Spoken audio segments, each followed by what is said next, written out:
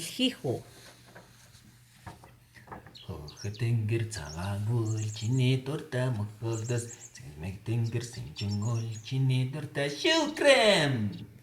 Дуулах дуртай мэлхий хүү биеийн нүгдөөд хөвтөж байгаа мэлхий охин дээр эргэлтээр иржээ.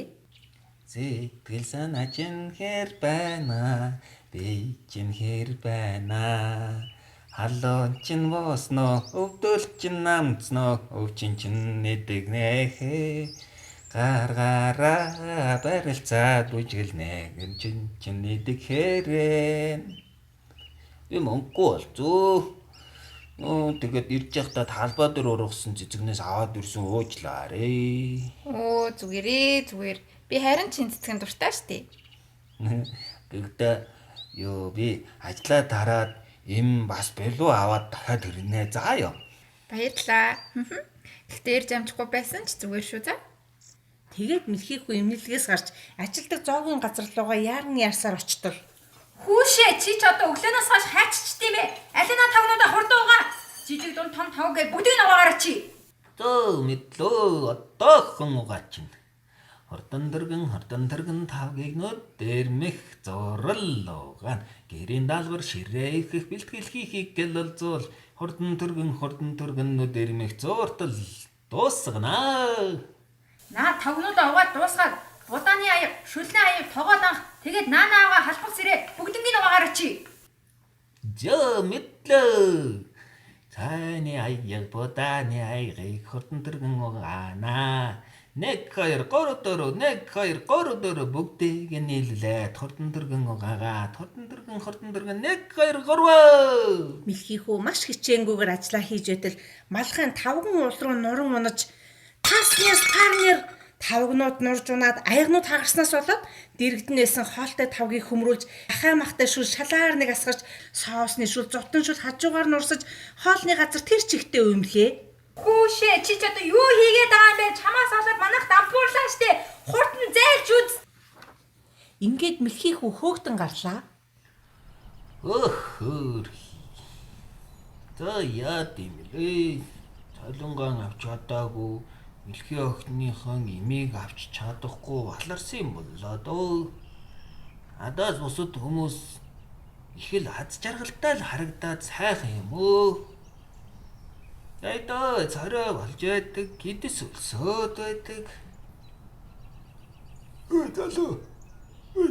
Алло хөөж ингэтлээ юудаг нүрвачаа. Ажлаасаа халагдсан уу? Тэгвэл би чам туслая. Гадаа.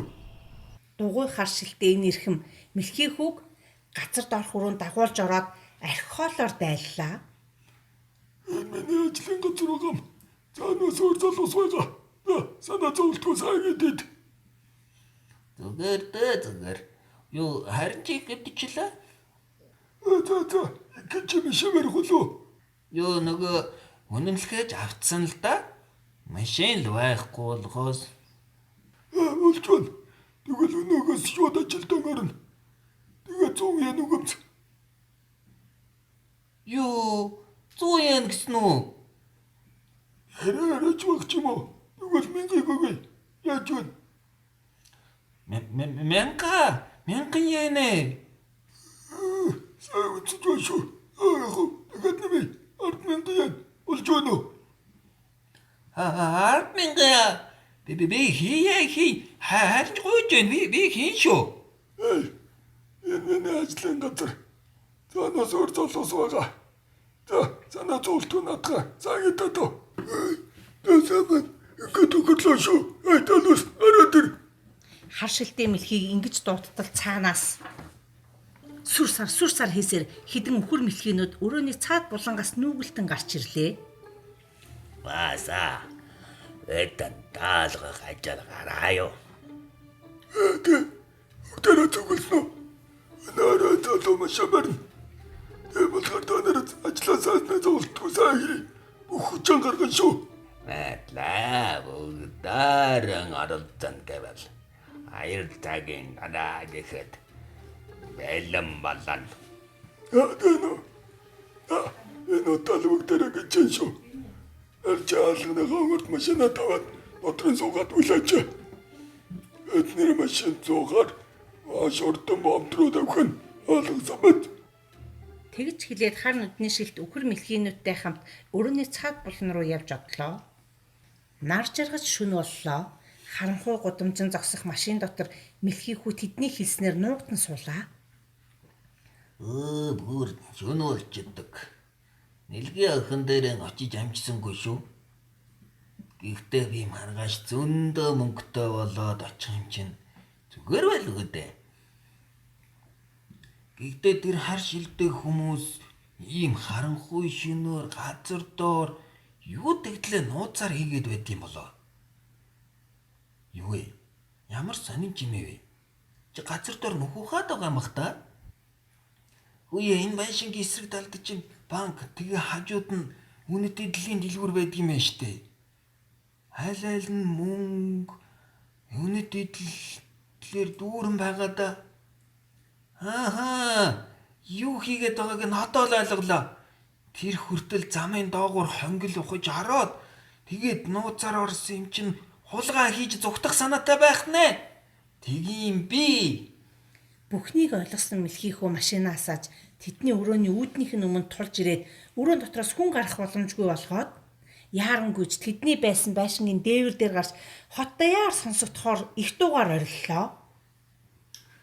Хүмүүсээ манай хотынхон сэрээрээ банк дээрэмдэж байна. Муу хүмүүс банкнаас хулгай хийж байна. Баларлаа сэрээрээ хүмүүсээ. Хот даяар мэлхий хүүгийн дуу цуурайтаж цагдаагийн машин нисэх мэт яаран ирлээ. Сонины сурвалжлагчийн машин, зургтын машин ч гэсэн араараасаа ирцгэлээ.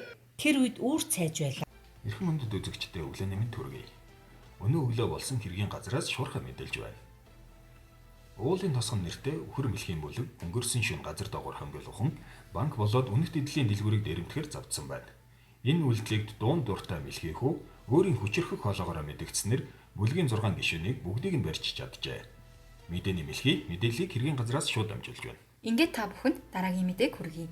Өчигдөр болсон хэргийг хотын ард иргэдэд мэдээлсэн мэлхий хүүгийн хоолойг сонссон Мэлхий Рекордс дуу бичлэгийн студиэс 10 дуу бүхий альбомыг гаргаж өгөхөр амласан байна. Мөн дуурийн театрт мэлхий хүү мьюзик гэлтэй нэг сайн ээний цалинтаагаар тоглуулахар гэрээ хэлсэн байна. Ингээд мэлхий хүү маань сэтгүүлчдийн камер микрофоноор хүрээлэгдэж гарын үсэг алга ташаалтанд дарагдлаа. Арай гэж олны дундаас мултран гарсан мэлхий хүү шагналд авсан мөнгөөрөө эм болон бялуу худалдан авч таксинд сун эмнэлэг рүү яаран хөдлөлөө. Тэгтэл улаан дохион дээр зогсоод л төмөр замын гарам дээрч хүлээгээд л дээр нь бүр замд нь маш урт гашуудлын цуваа замыг нь хаасан байлаа.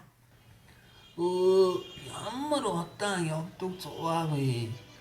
Өчигдөр эмнэлэг рүү очиж чадаагүй болохоор мэлхий охиндоо их санаа зовоод идэг. Арай өвчин нь хүндэрчээгүй байгаа да. Ядаж хахад ямар удаан явдгийм бэ? Урт удаан үргэлжилсэн оршуулгын цуваа арай гэж дуслаа. Хар хурдаараа мэлхий охины өрөөрөө гүн ортол юу болсон гэж орон хоосон мэлхий охин өрөөнд байсангүй. Тэгээд бүр өрөөг нь хор дэрийг нь хураагаад цэвэрлчихсэн байлаа шүү. Энэ юу болоод байна? Мэлхий охин минь хайччваа. Арай саяны гашуудлын цуваа мэлхий охин минь нас бараад оршуулга нь болж байсан юм биш үсттэй. Одоо яах вэ? Тэр муу хүмүүстэй орооцолдоод ганц л ороо ирч чадаагүй юмсан. Гэтэл мэлхий охин минь ганцаардаад нас барчлаа гэж юу? Ил хурдан ирсэн бол мэлхий охин ингээд өнгөрчихгүй байсан штэ.